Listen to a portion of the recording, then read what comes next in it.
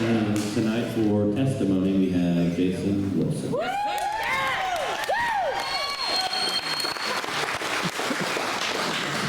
Yeah. Let's go, Jason. Yeah, don't drink and if you drink, come up here, it's really bad. So I wrote a song for you guys, and I got nothing to tell you. So my life started out, I grew up in a family of motocross racers. My dad got me into that because my mom, I hate to say it like this, but she was a crackhead, and they got divorced whenever I was 8 years old, and so it was kind of a confusing life because I was with my mom through the week and my dad on the weekends. So we, at mom's, anything went. We did whatever we wanted to do. Then at dad's, we had to ride hard, train hard, be right. You know, never go to dad's messed up. You know, shave your legs, whatever that looks like. But when I was at my dad's, you know, I always wanted to make him proud. So that's what I strived to do. And so like racing was the only thing I really was ever good at. That and the outdoors. I have a passion for the outdoors. But growing up, I got through high school, and you know, my first time I ever won a state championship it was amateur motocross. But it was in high school, and when that happened, I got a ride with it was called Extreme Magazine at the time, which later became Program Magazine. I rode for them for a couple years, but they started making riding videos. And I was always crazy on a dirt bike, so that's when I got hurt a lot, trying to be cool. And, you know, that was not really a big deal to me because every time I got hurt, I got pain pills. So that's whenever my addiction thing kind of kicked in. You know, I thought it was cool to do cool stuff and make people be like, wow, you know, and you know, if I got hurt, I was just getting high. So it became very confusing for me. You know, I knew I was supposed to be a good person. Going to college, that's what I got married right out of high school. Kind of skip over some stuff to make screw this up. But I went to college for criminal justice because I was going to be a conservation agent in Montana. That was my life dream. While doing that, I was working for an electric company in Kansas City, Missouri. I got married during that time, and you know, of course, she got pregnant. So during all this, I was traveling home from the city one night, and I had a buddy with me who was taking his dirt bike home, going riding for the weekend, and I looked over and I said a sentence to him. And when I looked back, a lady had pulled out in front of me on the highway, and we slammed on the brakes and hit her. You know, at the time of the wreck, they didn't get all squirrely or nothing like that. It kind of tore her bumper cover a little bit. But I had all this stuff going through my head. I just got my license back from a no insurance ticket, and my wife was pregnant, about ready to have this baby, and I was like, they're okay, I'm okay, so we just took the inside lane and booked. 2 weeks later, my brother brings me a newspaper, and it was talking about a hit-and-run wreck with a maroon Chevy truck, a hauling red dirt bike. I knew it was me. And, you know, I was like, holy crap. So I went and talked to a downtown Kansas City lawyer, and when I sat down and told him the story, he's like, yeah, you're facing 5 years for manslaughter because that lady died. And my heart just felt like you guys just react. That's how it was for me. I mean, I'm getting ready to have this baby. I'm going to school for criminal justice. Everything I worked for up to that point was gone. I mean, it was against every moral value I ever had, and I just felt like a real piece of crap. So, come to find out, it got even worse than that. She was pregnant, and they did an emergency C-section on the baby. Fortunately, she's still alive and well today. Her name's Hannah Nicole. She had two brothers, Jackson and Scotty Nicole, and for a couple of years there, the lawyer told me, he's like, you're facing 5 years, you can either turn yourself in, or if you can handle this on your conscience, you can keep your mouth shut. And I didn't know how to go home and tell my dad, or tell my family, or my wife, hey, good luck with that baby, I'll see you in 5 years, you know. I didn't, you know, I was sitting there trying to protect what I went to school for, what I wanted to do with my life. And I made a very selfish choice that day.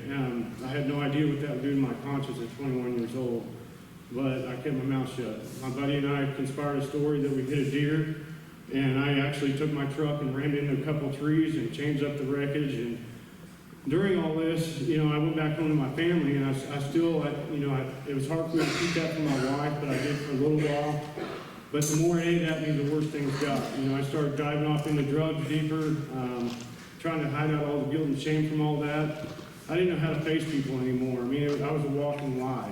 And you know, it destroyed my life. I mean, you know, I didn't think I deserved anything after that. So eventually that destroyed my marriage. Even though I got to stay there and see my son be born, I wasn't really there for him because I was off running in my addiction, you know what I mean? I didn't know how to control that. So we eventually moved to Montana. You know, I got off of drugs. I started working for Search and Rescue. I thought that would be one of my answers. You know, it was another high, you know, an exciting job. But every time I worked a car wreck, it reminded me, you know, of that whole night. I wondered what it was like for that family. And so I can't stand seeing people hurt. I can't stand guilt.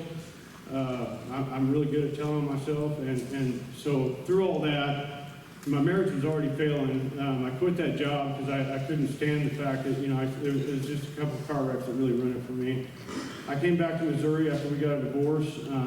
You know, I dove deeper into drugs. And it was like, I got married again because I met a girl that was running with her brother. We were cooking meth, and if you can imagine what that's like she was a Barbie doll, and you know, with meth and all that involved, just use your imagination. But she got pregnant, and when that happened, you know, I thought I'd change my life again. So even my daughter's name, it's Sabrina Page, because I was going to turn the page in my life, but that didn't work either, because I still never forgave myself. And you know, several years went by. I ended up, you know, I ended up catching another possession charge. I'm up to 2019 now. During that time, I went to another treatment. We spent 12 grand, went to Las Vegas because I thought if I was going to get the best treatment, I could go to where the biggest party is. But that didn't work either. That was kind of a neat experience. I was in treatment with a guy, because I don't know anything about Five Finger Death Punch. That's not my music, but later on I found out that he was there with me for drinking. But it was a high-end treatment. They wanted you to feel good about yourself. You know, they try to say, like, if you take X-Lax, you can't will yourself not to crack.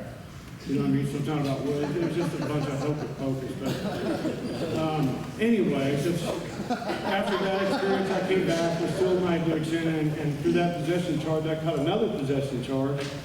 And through all that, I found out they were going to offer me 15 years. And so I got scared, and I talked to a guy celebrating recovery in Clinton one night, and he told me that, you know, the best thing you can do is get in the program. So one of my good friends I used to run with, you guys might know him, Matt Childs, he was a big part of me coming down here. I gave him a call, and you know, things just fell into place. You know, they had a bed open, so I was supposed to be here like 3 days prior. It took me 3 days to make a 2-hour drive down here because I was still on one. I pulled over at every fishing hole and gravel road and everything you can imagine. I hit Springfield and there's all these cops running everywhere, so then I ended up going back to Warsaw and getting a hotel room. So when I finally showed up 3 days later, it was 4:58 and the center closes at 5, and I was like, so I don't know what I'm gonna do. So I called my buddy. I'm over here hiding behind CVS eating some Wendy's, trying to get myself together. And I was like, I don't know what to say, man, because I'm still, you know. And he's like, you don't gotta say nothing. Just go stand by the door. So when I showed up, it was on a Thursday night, and the first thing that they told me was, you know, hey, we're gonna go to church. And when I came in here, I could not believe the love and acceptance that I received. I mean, it's been an amazing experience. I've been in 5 treatments, and this is the best one I've ever been to. They helped me realize a lot about myself. You know, I got to process some of my resentments. That step forward was a real pivotal point in my life. I mean, all this time, I just didn't know how to deal with all that guilt and shame, and you know, all the lies Satan was telling me I was a piece of crap. And I'm not a piece of crap, man. I'm a chosen child of God, and somehow, some way, you have to believe that God's sovereign. You know, that means that everything in this life happens for a reason. You know, I know that this guy, I got a letter from when I got to prison, and he said that he became a minister and he preaches on forgiveness.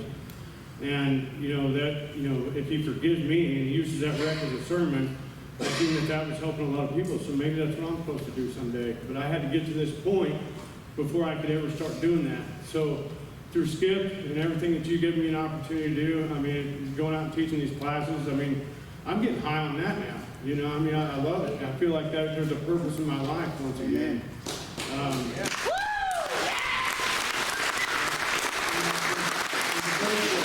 verse that really stuck out to me for all the new guys is like, And 1 Timothy 1:5, it talks about love. You know, I know God is love, and I think that's what we all want, is to be loved by somebody or love somebody else. But if you're carrying around all this baggage of hurt and shame and remorse and guilt and all that crap, and Satan tells you, I mean, you've got to process these resentments by doing your step forward. When you release that, then you can start over. That little child that you were when you were a little kid, before you're ever influenced by life, before you ever hurt, angry, or anything, that's who you really are. And step 4 and 5 is the way to get back to that. So that way you can start over new. And then the rest of it's just helping other people. We're put here on this earth to serve and help other people and love each other. You know, it's not walking around killing ourselves with drugs. My life would make no sense if I kept going that way.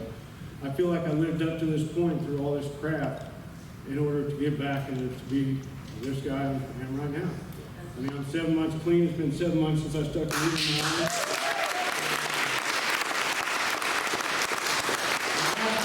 I'm done. As Psalm 34:19 says that the righteous man will face many troubles, but the Lord will deliver him from them all. Amen. Love you guys.